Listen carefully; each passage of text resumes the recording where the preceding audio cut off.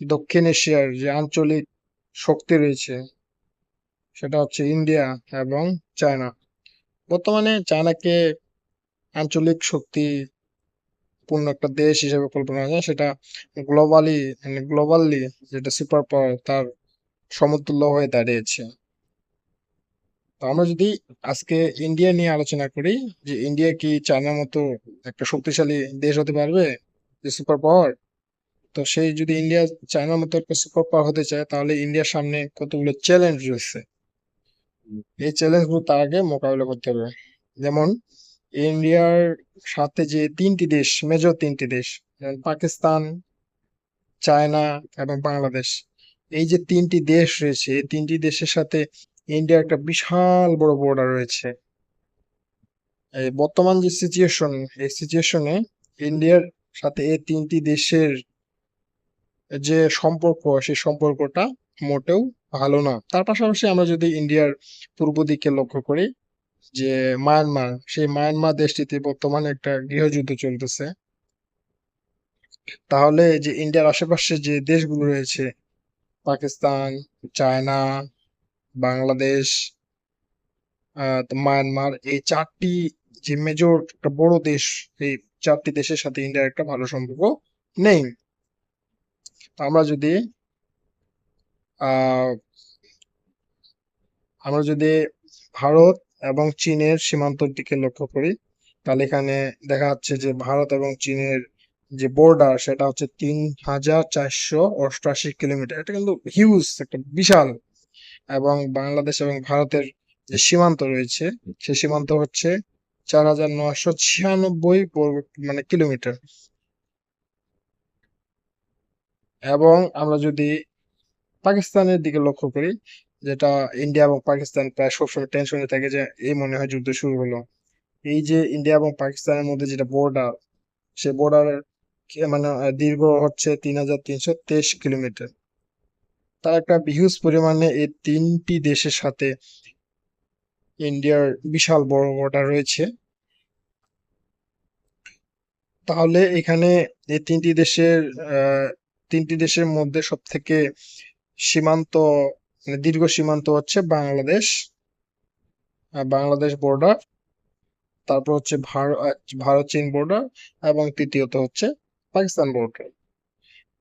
তো আমরা যদি আহ ইন্ডিয়া এবং পাকিস্তানের দিকে লক্ষ্য করি, তাহলে আমরা ইন্ডিয়া এবং পাকিস্তান জন্মের যে শুরু থেকেই এই দুটি দেশের মধ্যে কি চলতেছে, সংঘাতময় একটা রোষ। এই দুটি দেশ যে জম্মু কাশ্মীর যে অঞ্চলটা রয়েছে, এই জম্মু কাশ্মীর কে কেন্দ্র করেই অনেকবার একে সংঘর্ষে জড়িয়েছে।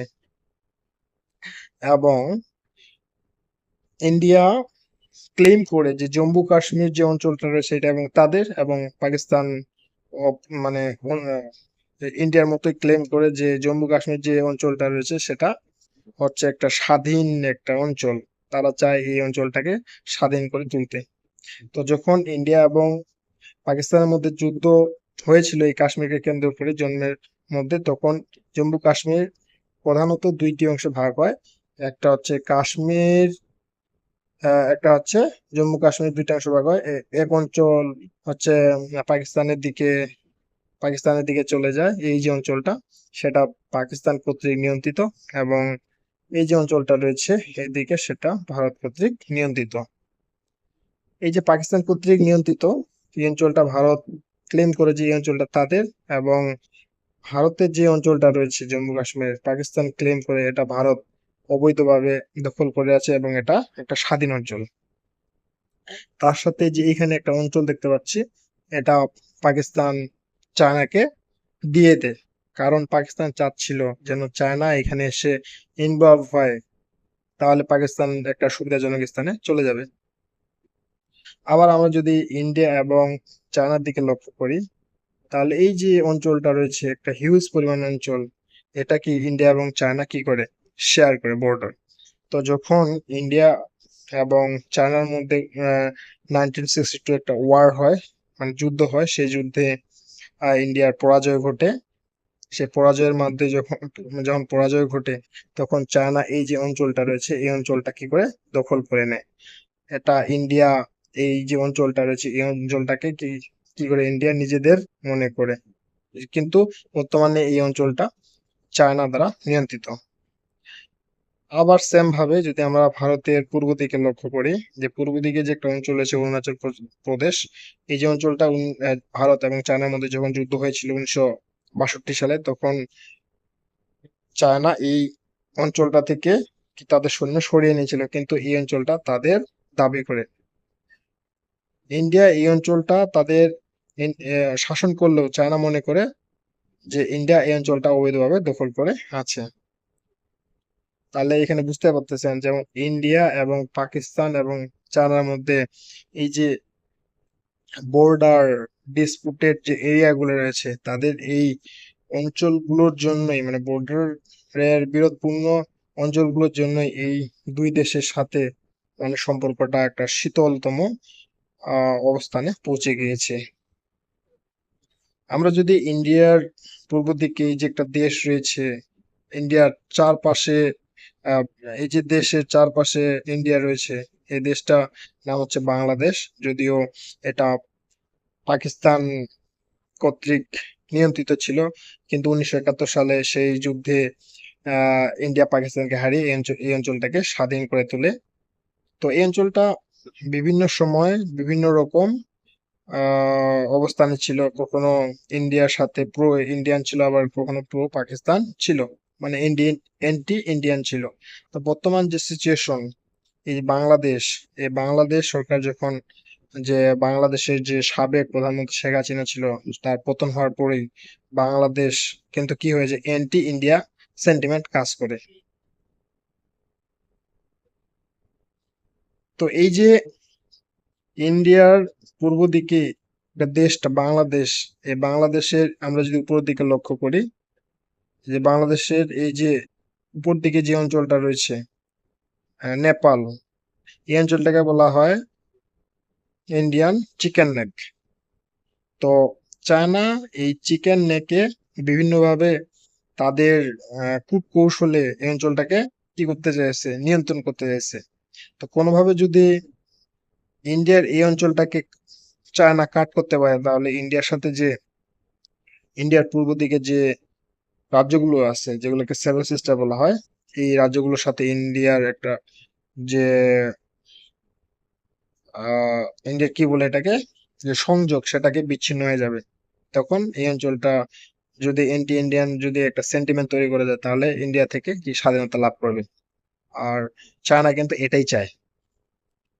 তো বাংলাদেশের সাথে যখন ইন্ডিয়ার একটা সম্পর্ক খারাপ যাচ্ছিল, তো বাংলাদেশের এই অঞ্চলে একটা রিভার রয়েছে, সে সেটা হচ্ছে তিস্তা রিভার। তো বাংলাদেশ ক্লেম করে যে ইন্ডিয়া এই রিভার, মানে এই যে নদীর পানিটা, সেটা নানাভাবে কি করছে, অবৈধভাবে আটকে রাখছে। আর এই সুযোগটাই কাজে লাগিয়েছে চায়না। এই যে নদীটা রয়েছে এই নদীর রক্ষণাবেক্ষণের যে দায়িত্ব, যেটা বেড়ে দায়িত্ব, সেটা কি চায়না মানে তার কাজ পেতে চায়। যদি কোনোভাবে বাংলাদেশের এই জায়গাটায় চায়না ইন্টার করতে পারে, মানে ঢুকে যেতে পারে, তাহলে কিন্তু কি এই জায়গাটায় মানে ভারতের জন্য একটা বিপদপূর্ণ এলাকার জন্য রূপ নিতে পারে। আবার আমরা যদি ভারতের উপর দিকে একটা যে দেশ রয়েছে ভুটান, এই দেশের সাথে ভারতের একটা সম্পর্ক রয়েছে, যে এই দেশের সার্বভৌমত্ব সেটা ভারত কি করবে, দেখাশোনা করবে, মানে রক্ষণাবেক্ষণ করবে। তো ভুটানের সাথে আবার চায়নার বিরোধ রয়েছে, সেটা হচ্ছে কি ডকলাম যে একটা জায়গা রয়েছে, সেটা চায়না নিজে দাবি করে। তো এই জায়গায় ভারতের সাথে চায়নার বিভিন্ন সংঘাত হয়েছে। তো এই ভুটানের ডোকলাম এবং বাংলাদেশের যদি তিস্তা রিভার দিকে ঢুকে যেতে পারে, তাহলে কোনোভাবে এই অঞ্চলটাকে যদি বিরোধপূর্ণ অঞ্চলে তৈরি করা যায়, তাহলে ভারতের জন্য একটা বিশাল বড় অস্বস্তি কাজ করবে।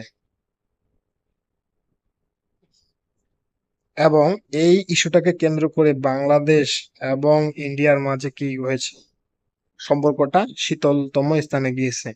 তাহলে আমরা আগে থেকেই জানি যে ভারতের সাথে আহ শত্রুতা ভাবাপন্ন একটা দেশ হচ্ছে পাকিস্তান এবং চায়না, কারণ এই দুই দেশের সাথে অনেকগুলো জায়গা কি রয়েছে, বিরোধপূর্ণ রয়েছে।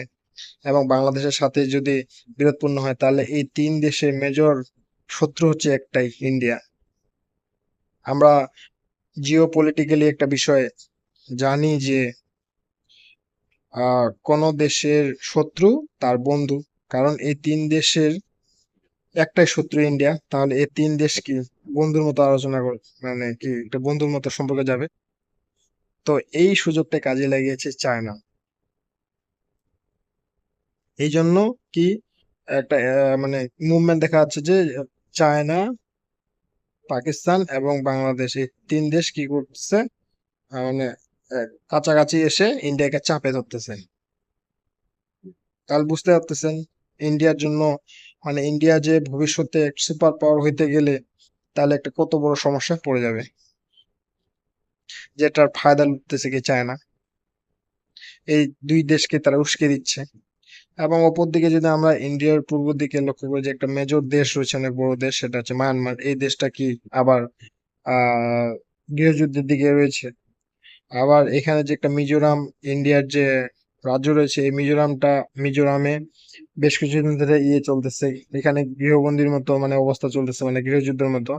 তো এই দেশে আবার কি চায়, মানে এরা ইন্ডিয়া থেকে স্বাধীনতা চায়।